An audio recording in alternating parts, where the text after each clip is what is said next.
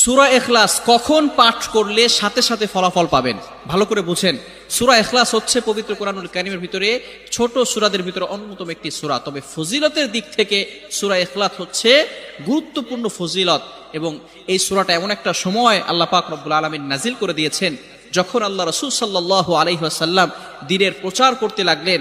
এমন সময় আল্লাহ পাক রব্বুল আলামিন এক আল্লাহর দাওয়াত দিতে লাগলেন।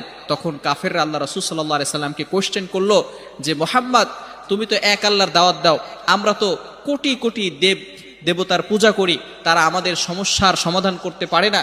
তুমি যে আল্লাহর দাওয়াত দাও সেই আল্লাহ কয়জন এবং সেই আল্লাহর সন্তান আছে কিনা?